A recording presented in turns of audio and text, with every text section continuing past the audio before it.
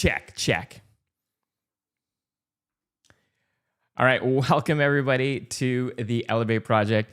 This is Ryan and we are live. And funny enough, I did start the live stream a couple minutes ago and realized I didn't actually have a mic. So if you were watching, you're probably clicking off because you couldn't hear anything. So the topic of today's live stream, and again, it's Sunday, October the 5th. The cool thing about being live is it's a little bit spontaneous. It's obviously something new for me. This is the 4th live stream on the Elev8 project. And what we're talking about is the FX30. The Sony FX30, the reason why I want to talk about it is a couple of reasons. One is I just did a software update to version 6. So when I first got this particular camera, I got it a couple of years ago, and it was a huge upgrade for my YouTube videos. Now, the version 6 that I have on it, not a big deal. Obviously, some bugs and making the picture quality better and also connect it to the Creator Studio app for Sony. So there's lots of cool things on the update. But the big question is this an upgrade for you if you're looking to upgrade your camera for YouTube?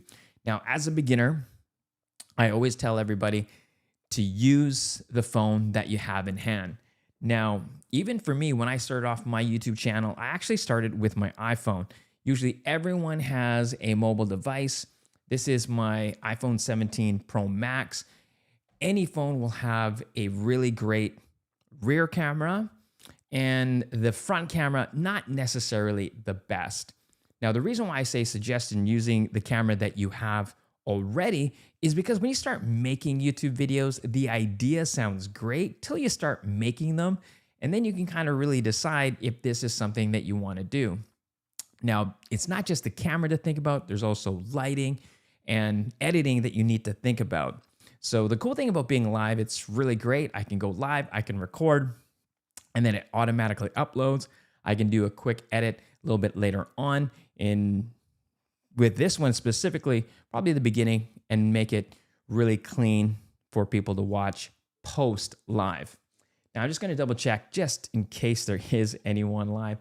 Perfect. So this is the 4th live stream for the Elev8 project. And I was thinking about the FX30. I was thinking about different cameras in 2025 because, for instance, the Sony FX30 got released a couple years ago. Now, I do have a lot of videos on the channel that you can look up. I have some videos about the 5 things that I like about it back then when I first got it. There's also 5 things that wasn't so great. And I'm gonna create an updated video of the FX30 and to see if the things that I like and the things that I don't like are still relevant in 2025. That being said, there are a few things to think about because the Sony FX30 is a Sony line, Canon has their line, Nikon, etc. When you make a commitment to a phone, specifically one that has interchangeable lenses, then it starts to become a little bit of an investment. So when it comes to this camera, I do love it for YouTube. Now there's 2 cameras that I typically like to suggest. One is the Sony ZV-E10, the original one, the first version, not the second version, specifically because of the interchangeable lenses. Now you're probably like, hey, the Sony ZV-E10. The reason why I like to suggest that is for a couple reasons. One is the interchangeable lenses, but also is that it's compact. Now, you probably, actually I can almost guarantee in the time of this filming, you can't really find that brand new being sold. And if you can, it should be much cheaper than the Sony FX30. The cool thing about the Sony ZV-E10 as well is that it is a great camera for photography. So if you want to take pictures for your thumbnail or just pictures in general of the family, which is what I did, It's an amazing camera.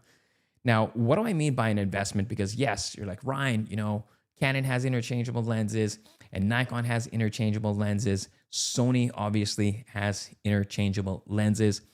Is that the lenses don't necessarily fit with other cameras without some sort of adapter.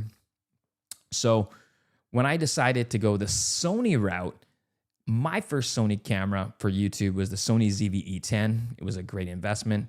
And then I upgraded to the Sony FX30. Now, there were a lot of different reasons on why. And so I'll bring that up right now, why it might be still relevant. And I would highly recommend this if you are looking to upgrade for a camera that you can use for YouTube in 2025 and beyond. Now, the one thing that I like about the Sony FX30, it's really focused on video first. Can it take pictures? 100% it can. However, it's really built in their cinema line. And this is like a Super 35 camera. So what that means is that this interchangeable lenses versus a full frame camera. So the camera that I'm using right now that's filming or live streaming is the Sony A7 IV. The beautiful thing about the A7 IV, it is really my photography camera within my business, and it does take a full frame lens, a full sensor. So this has a smaller sensor, which means that it can take smaller lenses. Now, there is a huge price increase from a Super 35 or a lens for the FX30 versus a full frame camera. Now, at the end of the day, what you're looking for is that finished quality. Now, for the A7 IV, I have also the big brother, the FX30, which is the Sony FX3, which is a full frame camera. So the nice thing is when I get full frame lenses, I can still actually use those lenses with the FX30. So when you're first starting out, the lens that I would recommend, specifically for YouTube, if you're doing this talking head shot, is the Sigma 16mm 1.4. I believe it's a 1.4. And that is an amazing lens. I would say it's as good and as equivalent to what I'm using, which is a full frame camera, A7 IV, with the 24mm 1.4 GM lens. And what do I mean that's the same equivalent? Focal length is just the way that, because this is a full frame camera, it's 24 millimeters. But when you use it on the FX30, you're gonna get roughly the same with the 16mm lens. Now that 16mm lens, the Sigma, I'll put a link in the description as well if you wanna check that out, is not just affordable, it is an amazing lens that can get you really that blurry background, similar to what I have right now in the live stream. And the detail, and especially with the Sony's autofocus, works really well. Now, the other thing that I like about the FX30 versus even the FX3 and the Sony ZV-E10 is this does have a webcam mode. Now, during during the pandemic, this was a huge upgrade for me, so I didn't have to put in a dummy battery in this thing, as well as these extra wires. I could connect this to my computer, and at the time was a Mac Mini M1, and I would connect a USB-C to this and onto my Mac Mini, and I was good to go. So it would charge my camera, it would give it power, and at the same time, give me access to use this so the computer can see this as a webcam. So my big setup when I use this for Zoom, Microsoft Teams, is the Sony FX30 paired with that Sigma 16mm lens. So with that being in mind, the other thing when I think about picture quality is that this is a 6K sensor. So when you crop in, you're still going to get that detail. You're still going to get that crispiness. Now, the difference with the FX3 is that this one here is 4K. So when I crop in, I'm going to lose a little bit of detail. So obviously it's a full frame. You're getting in more light, and yes, the camera is capable and can really produce, after edit, a nice, beautiful picture, regardless if you're cropping in or not. Now, I've been really super happy with the FX30, and especially for YouTube, you can, the price of this versus an FX3, and I don't know the price of the FX2, by the way, that got released, is still going to be much cheaper. So even if you needed to do and get, let's say, a second camera, it's still going to be cheaper if you get two FX30s versus two FX3s. Or I guess kind of you can get two of these for the price of one FX3. And the beautiful thing about that is you can match and color grade and get like basically an exact look. Now, why would you want two? Let's say you're just doing a podcast or you're doing other things, then that would be kind of an option. Now for YouTube, again, when I think about investment, is for me, I'm all Sony because of that. I got all the lenses, and for me to move to Canon would be just such a huge, big leap. One in financially switching gears, and I've been pretty happy with the Sony lineup. I mean, you can definitely be the judge of that. You can take a look at my other YouTube videos, taking a look at the live stream right now. Again, it's the A7 IV. What's nice about it as well, it's similar to the FX30 in regards to features of live streaming and using it as a webcam. So if I did want to do a 2-camera setup, I could technically use the FX30 through USB-C, connect my A7 IV through USB-C like I have right now, and have a multicam setup. So the FX30, it also, you can use it for long periods of time and not worry about overheating.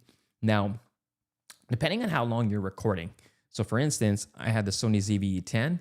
It did get warm, it did get hot over I would say, period of time versus, and I would do short videos, like 5 to 10 minutes. I did tutorials, but I think I started jumping into the FX30 and I made that investment at that time. And with the FX30, it has a built-in fan to keep it cool. So I've had this running on video shoots, especially doing podcasts. When I would have a multicam setup, I would run the FX30 and the FX3. And when I'm looking for a 3-camera multicam setup, I would use the A7 IV. And actually, I would be worried about the A7 IV overheating and stopping during my video production, where I was very tempted to actually get another FX30. So that's kind of the beautiful thing with the cinema line, specifically with Sony and the FX3 and the FX30. So I would say if you are going that route, I would say don't start with the FX30. I would say start with what you have. Start with, again, your mobility phone. If you have an iPhone, or even if you have a Google Pixel, Samsung, they all have great cameras to literally start you off and do some YouTube videos. Now, once you've done YouTube videos and you like doing the video editing and you like the process, etc., and you're looking to jump up, my personal suggestion is look for something used, something like the Sony ZV-E10, get some interchangeable lenses, and then when you're ready, then jump up to something like the FX30.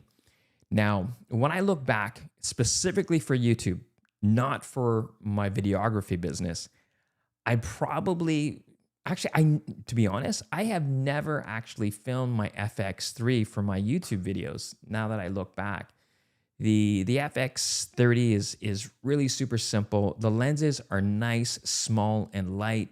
You know, depending what you get. I have Sony lenses for the FX30, and I also have lenses that are made by Sigma. Again, Sigma lenses have been working well for me. I do have some YouTube videos on the Sigma lenses that I have, and they're prime lenses. And you can get zoom lenses. Again, it would also kind of depend on the type of YouTube videos that you want to do. The biggest thing, so I've talked about really some great things about the Sony FX30. There is some disadvantages, not necessarily the Sony FX30, but what it really is just the sensor that it takes. It's a smaller sensor. So lighting is going to be really important. As long as you have great lighting. So what I'm using right now actually is an Amaran 200S with a small rig RAD85 softbox with a grid, just to give that softening look, and also to get some light into that shot, light into that lens to get you that nice crispy picture, video quality. Now, again, the cool thing is that, yes, it is really leaning towards the video aspect. It does take pictures, and in a pinch, it's great. I tend to use the Sony FX30 specifically when it goes to events. So sports events and dances. So I do a lot of videography for dance groups. And one of the main reasons why I love using the FX30 is because you typically need to get a lens that is quite large for a full frame to get the focal point from a distance.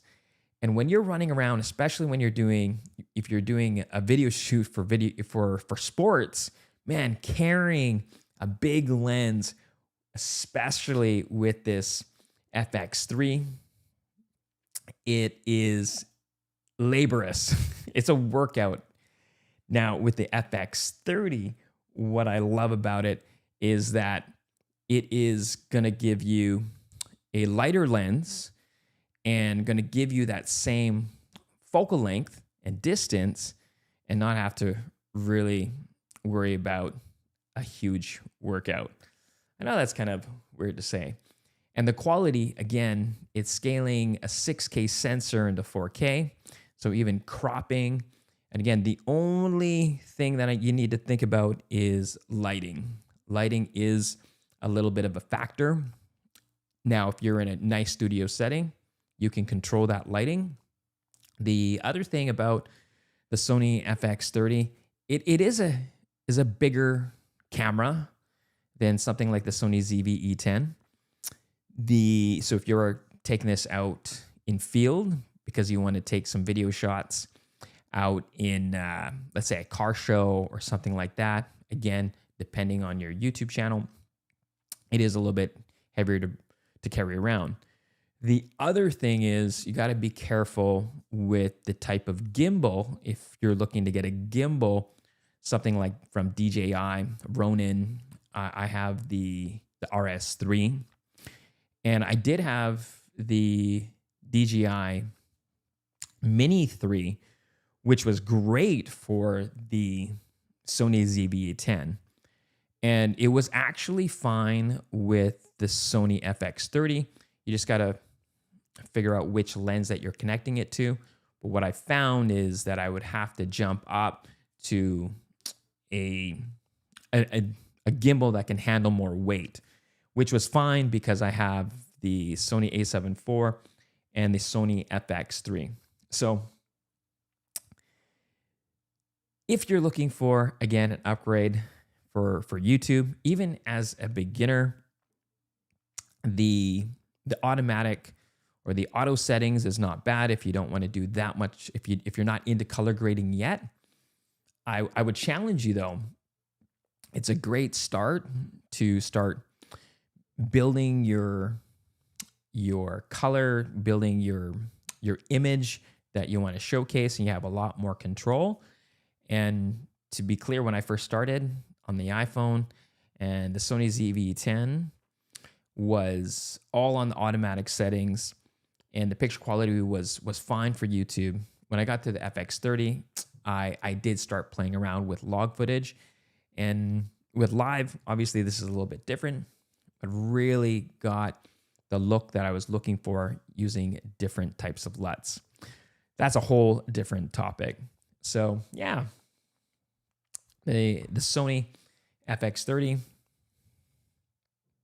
is a great YouTube camera, and I would still say is worth it in 2025. Now, if you agree or disagree with me, let me know in the comments, A-okay. If you do have any questions about the FX30 and how I use it within my YouTube channel, obviously for live stream, I'm using the A7 IV. However, on my next live stream, I'm gonna live stream with the FX30 with the Sigma 1.4 16mm lens, just so you can see a little bit of the difference.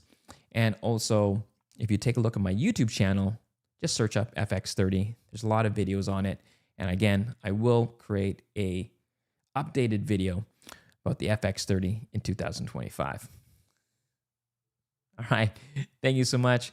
Have a happy Sunday. I appreciate all of you that were able to come in and say hi, or at least watch the stream.